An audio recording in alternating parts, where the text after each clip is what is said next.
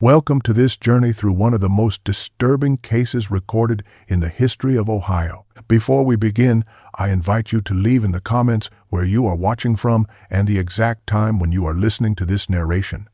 We are interested in knowing what places and at what times of day or night these documented accounts reach.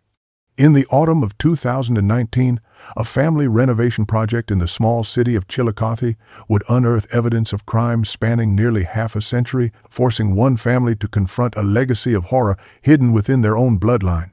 Marcus and Elena Harris, a couple from Athens, Ohio, had purchased a Victorian-era home in Ross County that had been in the Harris family for 4 generations before sitting abandoned for 32 years.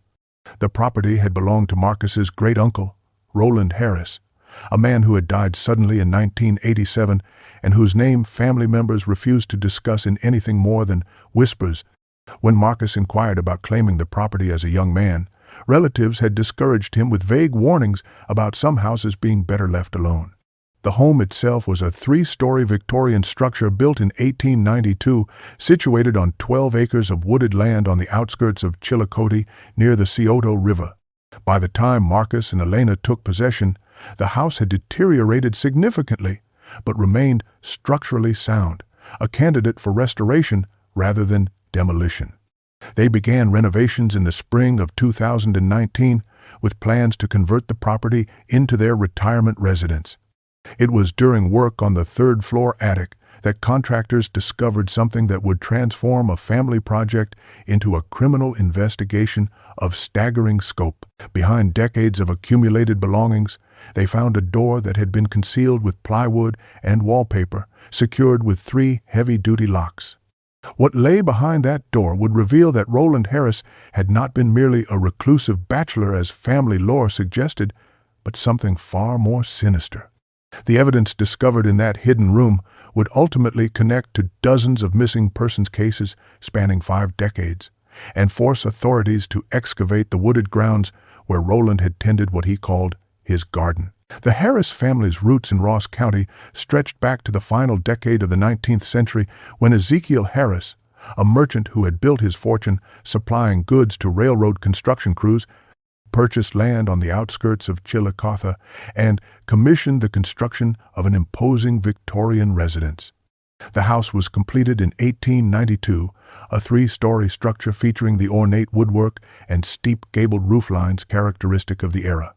The property encompassed approximately 12 acres of wooded land bordering the Scioto River, along with a carriage house and several smaller outbuildings. Ezekiel and his wife raised their son Walter in this home until Ezekiel's death in 1924, at which point Walter inherited the estate. County records indicate that Walter Harris married Dorothy Brennan in 1926, and the couple lived in the family home for the next 3 decades. Walter worked as an accountant for several Chillicothe businesses and was known as a respectable, if somewhat stern, member of the community. Dorothy was active in local church groups and charitable organizations. The couple had 2 children, Roland, born in 1920, and Miriam, born in 1923. Following Walter's death from cancer in 1956, Dorothy moved to Columbus to live with Miriam's family, leaving the Chillicothe property to her son Roland, who was then 36 years old and working as a clerk for Ross County. Roland never married and would live alone in the large Victorian house for the next 31 years, until his death from heart failure in 1987. Neighbors from that era, interviewed during the 2019 investigation, recalled Roland as a quiet and private man who kept his property well maintained but rarely entertained visitors. He was polite when encountered in town but discouraged conversation and declined invitations to community events. The property's isolation, situated nearly a mile from the nearest neighbor and accessible only by a long private drive, meant that Roland's daily activities went largely unobserved. Following his death, the estate entered probate, but no family members came forward to claim the property. It was eventually transferred to a trust that paid minimal taxes while the house sat vacant, slowly deteriorating as seasons passed and memories of Roland Harris faded from the community's consciousness. Marcus Harris had been curious about the abandoned family property in Chillicothe for as long as he could remember. As a boy growing up in Columbus, he had occasionally asked his grandmother Miriam about the old house where she and her brother Roland had been raised, and ate he as brother Ugg stays. But his questions were always met with evasion or abrupt changes of subject. In a statement provided to investigators in 2020, Marcus recalled that Miriam would become visibly agitated whenever the Chillicothe property was mentioned, her hands trembling slightly as she steered conversations toward other topics. On one occasion, when Marcus was approximately 14 years old, he pressed his grandmother more insistently about why the family had abandoned such a valuable property. Miriam had fixed him with an uncharacteristically sharp look and said simply that some houses hold on to things that should stay buried, and that he should forget the place existed. Marcus, then too young to understand the weight of her words, had let the matter drop but never forgotten her response. When Miriam passed away in January 2018 at the age of 94, Marcus was tasked with settling her estate. Among her personal papers, he discovered documents indicating that he was the sole remaining heir to the Harris property in Ross County, the trust having named Miriam's descendants as beneficiaries upon her death. Marcus also found a sealed envelope containing a handwritten note from his grandmother, undated, which read simply, "Do not go into the house and sell the land to strangers." Despite this warning and similar cautions from distant relatives who urged him to dispose of the property sight unseen, Marcus felt compelled to understand why his family had abandoned their ancestral home.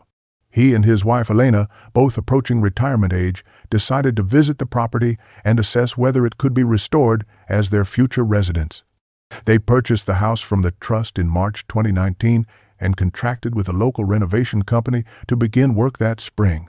The contractors who first entered the house noted that, while the structure remained sound despite 32 years of neglect, certain features suggested unusual modifications, including reinforced locks on interior doors and windows that had been nailed shut from inside the rooms they were meant to illuminate. The renovation work began in April 2019, and from the first week, contractors encountered oddities that they attributed to the eccentricities of a man who had lived alone for 3 decades. Roland Harris had been a meticulous organizer, and evidence of his compulsive nature appeared throughout the house. Newspapers from the 1972nd and 1982nd were stacked in precise bundles in closets and spare rooms, arranged by date with certain pages marked by small adhesive tabs. When workers examined these marked pages, they found that Roland had flagged articles about missing persons cases, accidents, and unidentified remains discovered throughout Ohio and neighboring states. At the time, the contractors assumed this represented nothing more than a morbid curiosity, perhaps the hobby of a lonely man with too much time. More unusual were the security modifications Roland had made to the house. The door leading to the basement featured 3 separate deadbolt locks, all keyed to open only from the main floor. The door to the 3rd floor staircase had been similarly reinforced. Windows throughout the house showed evidence of having been nailed shut at some point, though many of the nails had been removed, leaving only the holes as evidence. James Whitfield, the lead contractor on the project, later told investigators that he had remarked to his crew that the old man must have been afraid of something getting in or getting out. In June 2019, workers removing water-damaged plaster in the 2nd floor hallway made a discovery that gave the Harris family their first real pause. Inside a wall cavity, wrapped in deteriorating cloth, they found a collection of women's jewelry, including rings, brooches, earrings, and pendants. The styles spanned several decades, from pieces that appeared to date from the 1942nd to more contemporary items from the 1972nd or 1982nd. Elena Harris, in her statement to the Ross County Sheriff's Department, recalled that Marcus had initially theorized these might be family heirlooms hidden for safekeeping during uncertain times. The couple set the jewelry aside in a box, intending to research its origins when the renovation was complete.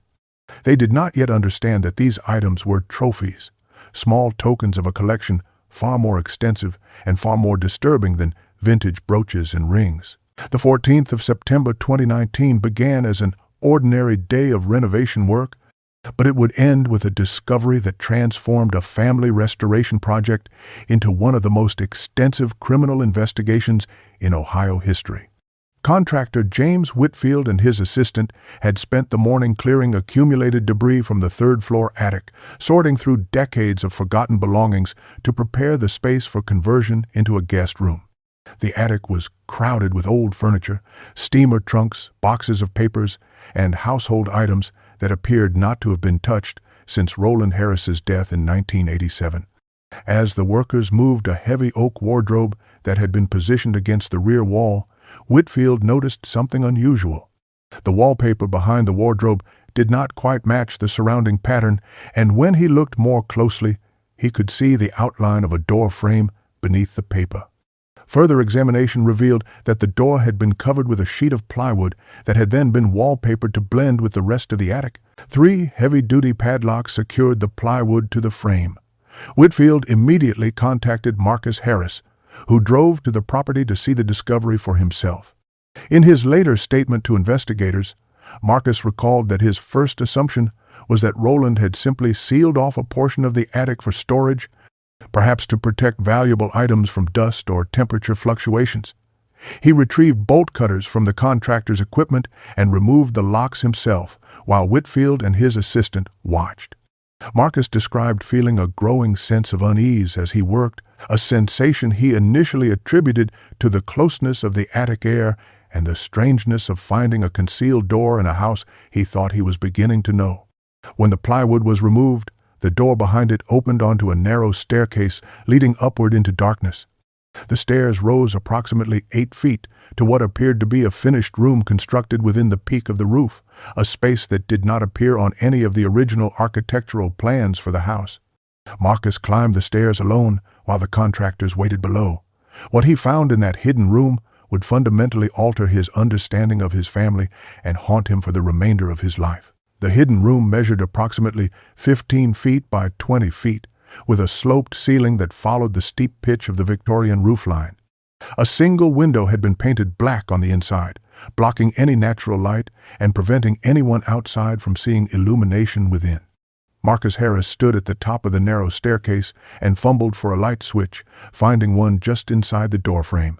When the overhead bulb flickered to life, he found himself staring at what he would later describe in his personal journal as organized chaos, a space crammed with shelving units lining 3 walls, each shelf bearing dozens of boxes, binders, and containers arranged with obvious care. A wooden desk and chair occupied one corner, with a typewriter and neat stacks of paper arranged on the work surface. The air was stale but dry, the room having been sealed for over 3 decades. What immediately drew Marcus's attention were the walls themselves. Every available surface that was not covered by shelving had been plastered with photographs, newspaper clippings, handwritten notes on index cards, and pages that appeared to have been torn from journals.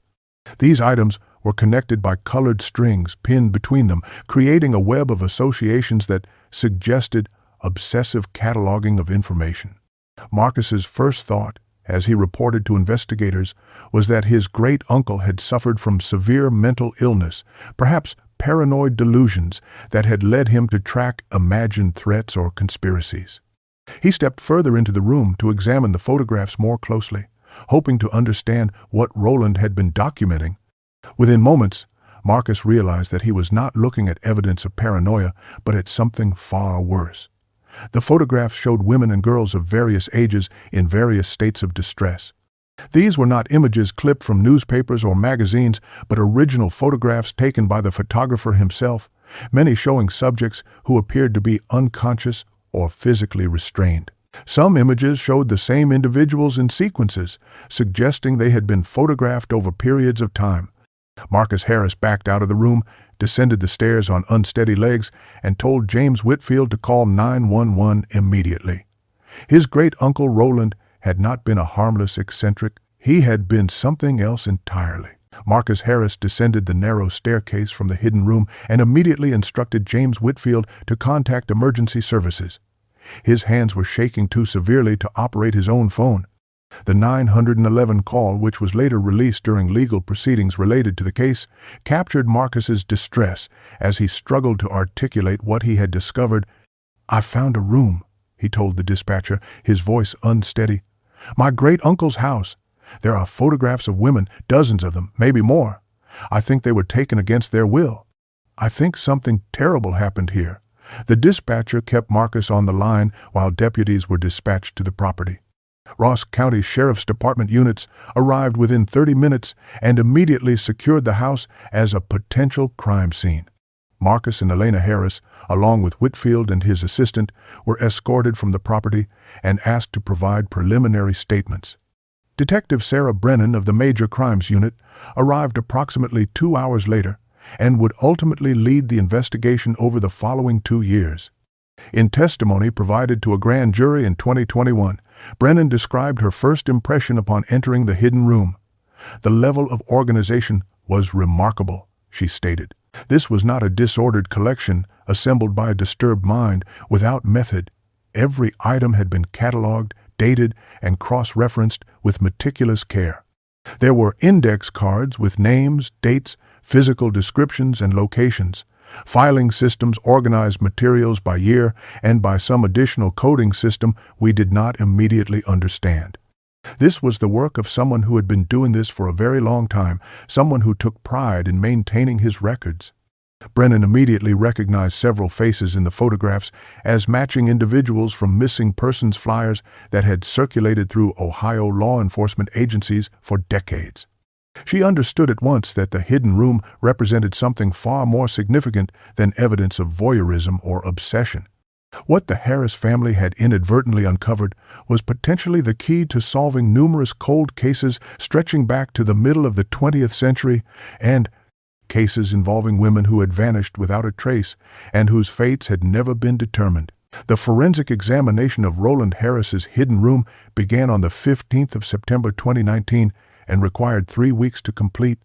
Specialists from the Ohio Bureau of Criminal Investigation worked alongside Ross County detectives to document and catalog every item in the space, a process complicated by the sheer volume of materials and the elaborate organizational system Roland had employed.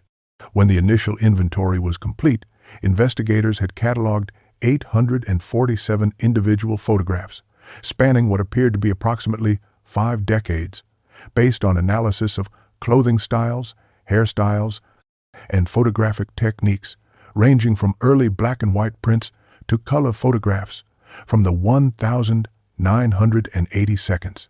The images showed at least 73 different women and girls, though the exact number remained uncertain because some subjects appeared in multiple photographs, taken at different times.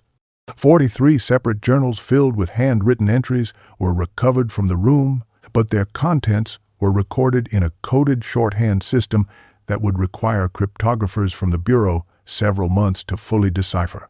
File boxes arranged on the shelving contained personal effects that had clearly belonged to different individuals, including 31 driver's licenses, 24 social security cards, assorted jewelry, clothing items, and small envelopes containing locks of hair in various colors and textures, all meticulously labeled with dates and notations in Roland's coded system.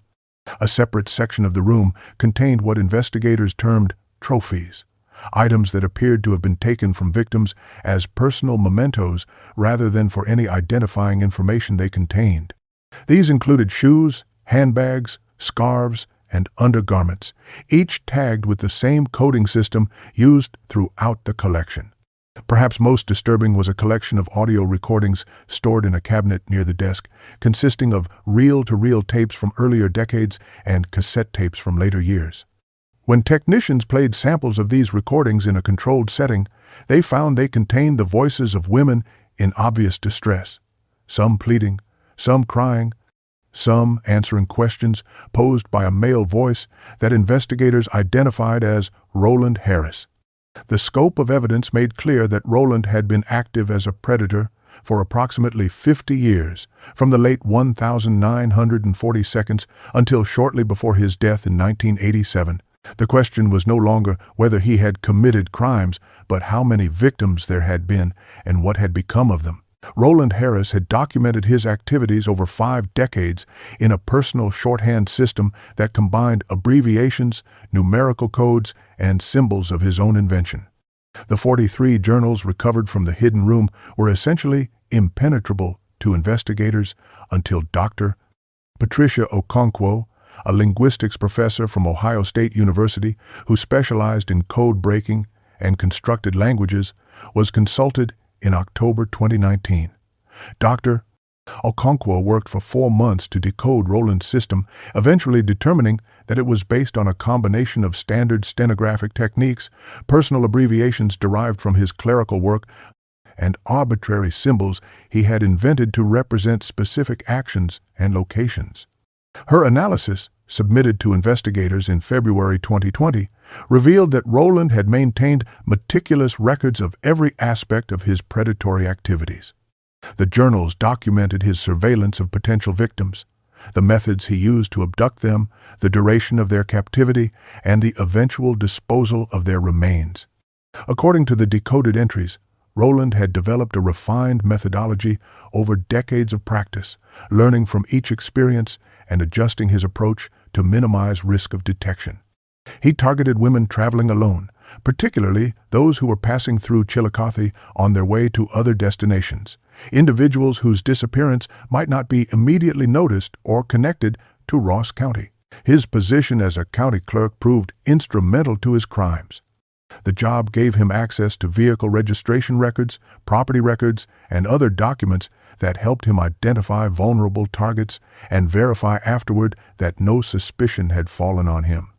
The journals revealed that Roland had a specific location on the Harris property where he held his victims during captivity, referred to in his code as the lower room, and a separate location where he disposed of remains, which he called the garden.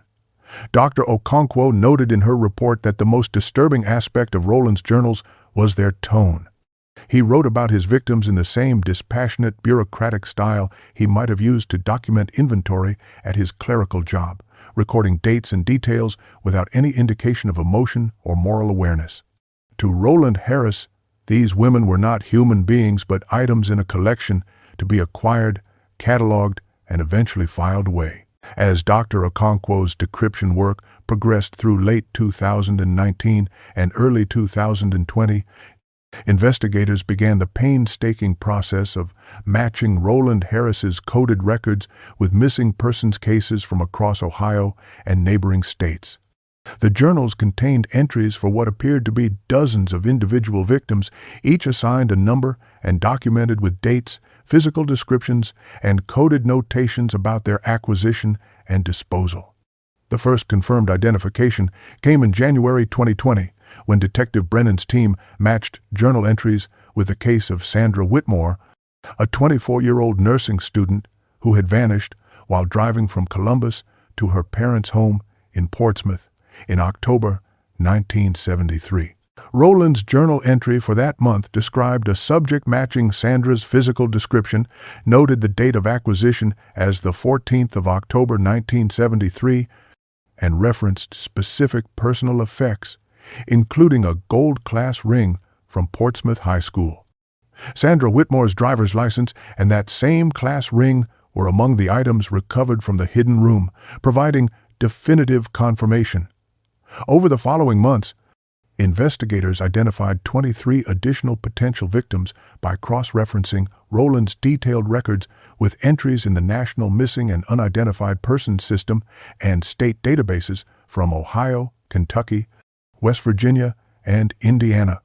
The victims ranged in age from 19 to 42 and had disappeared over a span of 41 years, from 1,946 to 1,987. They came from different cities and different backgrounds, students and waitresses and office workers and homemakers, but all shared certain characteristics that Roland had apparently selected for. They were women traveling alone, often on rural routes, whose disappearances might not be immediately connected to Chillicothe. Their cases had never been linked during Roland's lifetime because they had vanished from different jurisdictions at irregular intervals, sometimes years apart. No pattern had ever been detected because no one had been looking for one. Families who had spent decades wondering about the fates of their loved ones were contacted by investigators with the devastating news that their daughters, sisters, and mothers had likely been victims of Roland Harris. For many, the notification brought a grim measure of closure to years of uncertainty and unanswered questions. Though the most painful question of all, what their loved ones had experienced during their final days, remained a source of unimaginable anguish. With the journal entries increasingly decoded, investigators turned their attention to references Roland had made to what he called the lower garden, a term that appeared repeatedly in connection with the disposal of victims. Analysis of property maps and Roland's own sketches found among his papers indicated that this location was situated in a wooded area approximately 200 yards behind the main house, a section of the 12-acre property that had been allowed to grow wild, but which Roland had apparently visited regularly based on the condition of a narrow path leading into the trees. In March 2020, specialists from the Ohio Bureau of Criminal Investigation conducted ground-penetrating radar surveys of the area. The results revealed numerous soil disturbances consistent with burial sites, anomalies that appeared at regular intervals throughout a section of woods measuring roughly 50 yards by 30 yards. Excavation began on the 3rd of April 2020 and would continue for 6 months as forensic anthropologists carefully unearthed and documented the remains hidden beneath decades of leaf litter and undergrowth. The work was painstaking, complicated by the acidic Ohio soil and the advanced state of decomposition after so many years. Ultimately, the team identified the remains of 19 individuals buried in the area Roland had called his garden. DNA analysis and comparison with reference samples provided by victims' families eventually confirmed the identities of 14 of these individuals, all women who had been reported missing between 1,952 and 1,986. The remaining 5 sets of remains could not be matched to known missing persons cases, suggesting that some of Roland's victims had never been reported missing or had come from areas whose records were incomplete. Forensic examination of the remains revealed evidence of various causes of death, including blunt force trauma to the skull, strangulation indicated by damage to the hyoid bone, and in several cases, injuries consistent with prolonged captivity and physical abuse. The burial site itself showed evidence of careful maintenance over the years, with Roland having planted perennial flowers above the graves, flowers that would return each spring without requiring obvious tending that might draw attention. Even in disposing of his victims, Roland Harris had demonstrated the same meticulous attention to detail that characterized everything he did. Investigation of the Harris house basement revealed the location Roland had referred to in his journals as the holding room and the preparation area. The basement had originally been a typical cellar space with stone walls and a packed earth floor, but Roland had made extensive modifications over the years that transformed a portion of it into something far more sinister.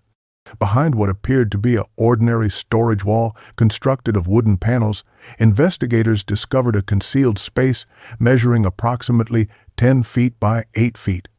The hidden room had been soundproofed with multiple layers of fiberglass insulation sandwiched between the outer wall and an inner wall of plywood, a construction method that would have significantly muffled sounds from within.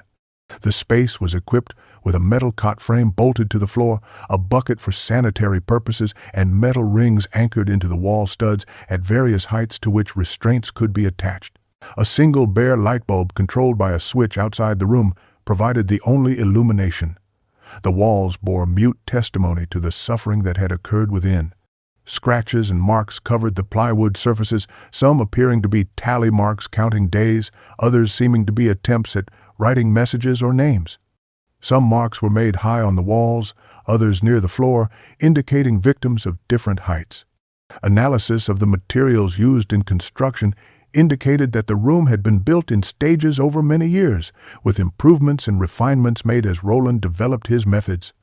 Earlier construction used materials consistent with the 1,950 seconds, while later additions incorporated more modern soundproofing techniques. Dr. Franklin Webb, a forensic psychologist who reviewed the case for the Ohio Attorney General's office, noted that the care taken in constructing the holding space indicated a high level of premeditation and sophistication. The soundproofing in particular demonstrated an awareness of the risk of detection and a methodical approach to minimizing that risk, he wrote in his assessment. This was not the work of an impulsive offender, but of someone who planned carefully and thought far ahead. The construction also showed refinement over time, suggesting that the subject learned from experience and continuously improved his methods to better serve his purposes. As the investigation into Roland Harris's crimes expanded through 2020, difficult questions arose about whether other members of the Harris family had known or suspected what was occurring in the Chillicothe house. Roland's parents, Walter and Dorothy Harris, had lived in the home until 1956, when Walter died and Dorothy moved to Columbus. Roland's sister Miriam had visited the property regularly during the late 1950s and early 1960s, according to family accounts, though those visits had ceased abruptly around 1962 when Miriam's family relocated to Cleveland. Investigators interviewed surviving family members extensively, focusing particularly on Miriam's children and grandchildren for any recollections she might have shared about her brother or the family home. Marcus Harris could offer little beyond his grandmother's cryptic warnings about the property, but his cousin Patricia Langford Chen provided a crucial piece of information during her interview with Detective Brennan in May 2020. Patricia recalled that her mother Miriam had spoken to her once about Uncle Roland when Patricia was a teenager in the 1970s. According to Patricia's statement, Miriam had told her that Uncle Roland had problems and that they must never visit him alone or let him know where they lived after the families moved to Cleveland in 1962.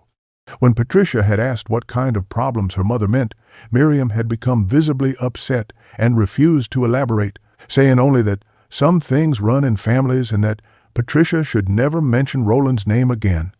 Patricia had obeyed her mother's wishes and had not thought about the conversation again until investigators contacted her decades later. This statement suggested that Miriam may have suspected or even known something about her brother's true nature, but had chosen to protect her own children through distance and silence, rather than reporting her suspicions to authorities. Investigators found no evidence that Miriam had ever contacted law enforcement about Roland, and she had taken whatever specific knowledge she possessed to her grave in 2018. Whether Miriam's silence constituted criminal complicity or simply the desperate protective instinct of a frightened sister who did not fully understand what her brother was capable of remained a question that could never be definitively answered. Investigators sought to understand how Roland Harris had become a serial predator by examining his early life and the earliest entries in his journals. The first documented victim appeared in journal entries dated autumn 1946, referred to only by the initials M.K. At that time, Roland would have been 26 years old and recently returned from military service in World War II. His wartime records, obtained through the National Archives, showed that he had served as a clerk in the Army's Quartermaster Corps, a position that involved managing supplies and equipment for military units. Roland had performed his clerical duties adequately, but his service record contained 2 disciplinary notations that took on new significance in light of the later investigation. On both occasions, Roland had been found in unauthorized possession of personal effects belonging to deceased soldiers, items including watches, wallets, photographs, and letters that should have been returned to the soldiers' families.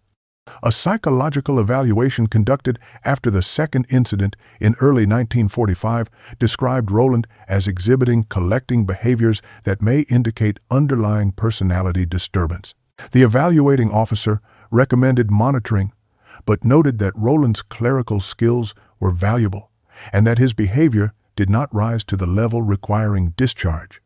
Roland completed his service and returned to Chillicothe in late 1945, moving back into the family home with his parents. Dr.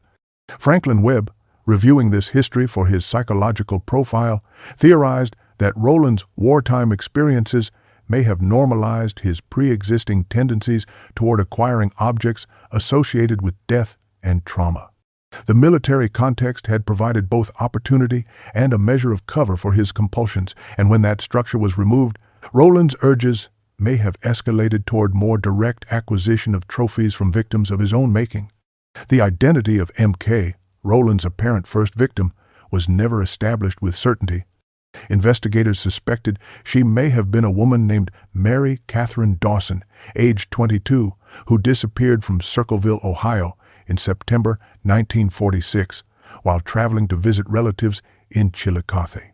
Mary Catherine's case had gone cold within months of her disappearance, and no trace of her had ever been found. Her initials matched Roland's journal entry, and the dates aligned, but without remains or definitive personal effects, the connection could not be conclusively proven. Perhaps the most disturbing aspect of Roland Harris's crimes was his ability to maintain a respectable public existence for nearly 4 decades while committing atrocities in the privacy of his family home. He worked for Ross County as a clerk from 1949 until his death in 1987, a span of 38 years during which he processed records, filed documents, and interacted with the public without ever arousing suspicion. Colleagues interviewed during the 2020 investigation described Roland as quiet, punctual, and methodical in his work. He arrived early, completed his tasks with precision, and rarely engaged in workplace socializing beyond basic pleasantries. Former co-workers recalled that he took his lunch alone, usually eating a sandwich he had prepared at home while reading the newspaper at his desk. He belonged to no social organizations, attended church only sporadically, and declined invitations to office gatherings or retirement parties for colleagues. Outside of work, Roland was known to neighbors as a private man who kept his property immaculate but rarely initiated conversation. He was helpful when asked, willing to assist with minor repairs or to lend tools, but he never sought out interaction. Several former neighbors recalled during interviews that Roland had been particularly attentive to families with daughters, often offering unsolicited help with yard work or household projects. These offers, which had seemed like simple kindness at the time, took on deeply sinister implications in light of the investigation. Elizabeth Thornton, who had lived a quarter mile from the Harris property during the 1,970 seconds, told investigators that Roland had once offered to drive her 16-year-old daughter to a school event when Mrs. Thornton's car was being repaired. She had declined simply because she did not want to impose on a neighbor's time. "The thought of what might have happened if I had said yes still haunts me," she said in her statement. "I let that man into my home for coffee.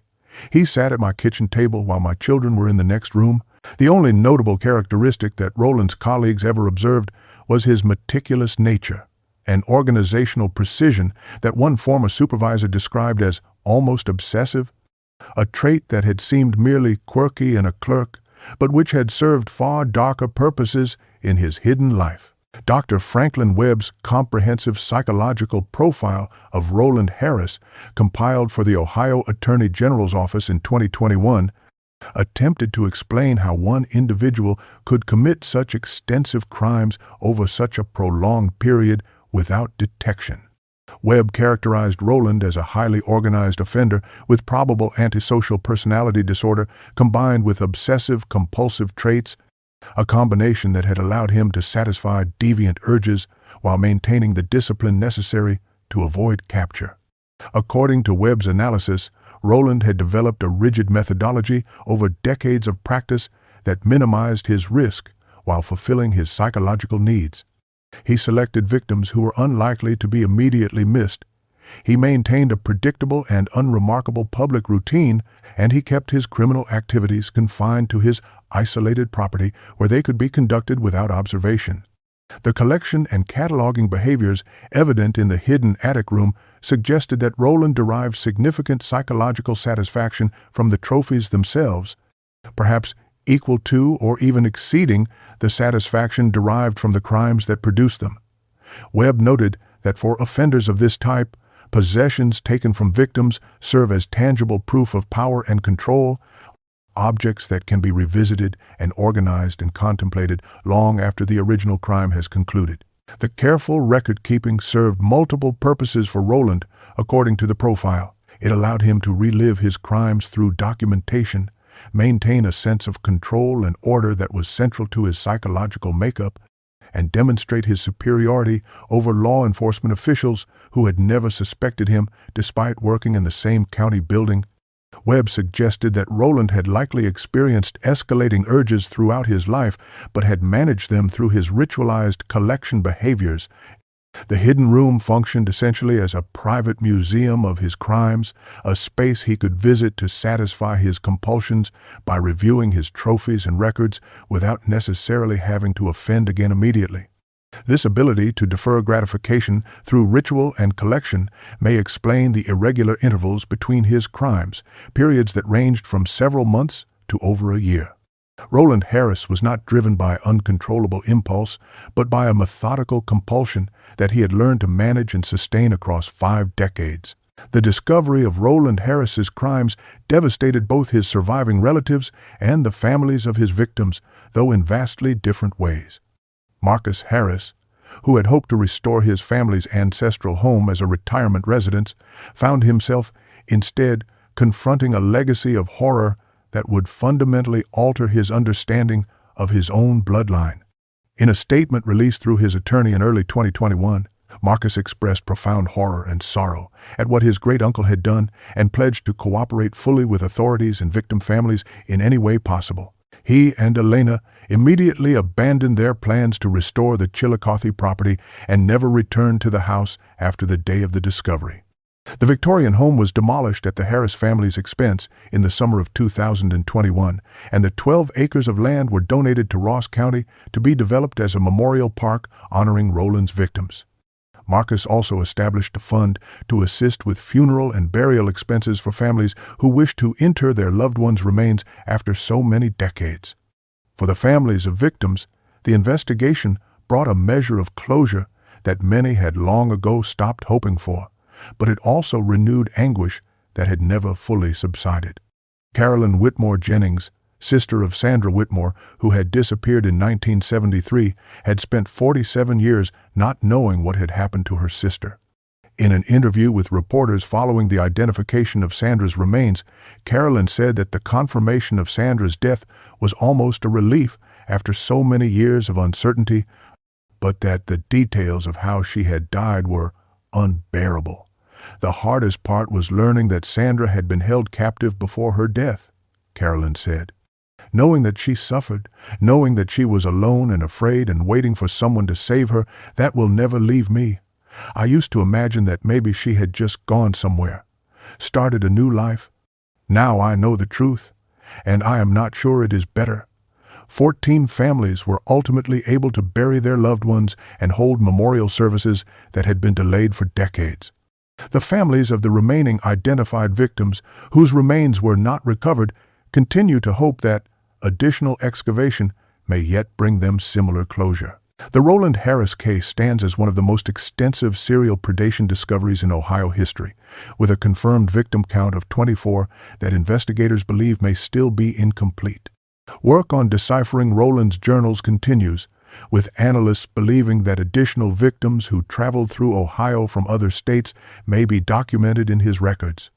Several entries reference subjects whose descriptions do not match any known missing persons cases, suggesting Roland may have targeted women from distant locations whose disappearances were never connected to Ross County. The case has been cited in law enforcement training programs as an example of how geographic distribution of victims across jurisdictions can prevent pattern recognition that might lead to earlier identification of serial offenders. Roland's practice of selecting victims from different areas at irregular intervals meant that no single agency ever accumulated enough cases to recognize a pattern, allowing him to continue for nearly half a century. The case has also raised difficult questions about family responsibility and the extent to which relatives may suspect wrongdoing but choose not to act. Whether Miriam Harris's decision to distance her family rather than contact authorities constituted moral failing or a frightened woman's attempt to protect her children remains painfully debated. The Harris property is gone now, the house demolished, and the land converted to a memorial space where victims' names are inscribed on stone. But the hidden room Marcus Harris discovered that September day revealed a darkness not easily erased. In the decades Roland lived in that house, countless travelers passed through Chillicothe, never knowing a quiet county clerk watched from shadows, selecting names for his collection. 24 women, never reached their destinations. Their lives ended and remained hidden in what Roland called his lower garden. Evidence suggests only his unexpected death from heart failure in 1987 brought his predation to an end. Had he lived longer, his collection would have grown. For victims' families and Harris relatives who carry this legacy, the case remains a reminder that ordinary houses can conceal extraordinary evil, and that monsters do not always announce themselves, but sometimes live quiet lives behind locked doors, tending secret gardens in silence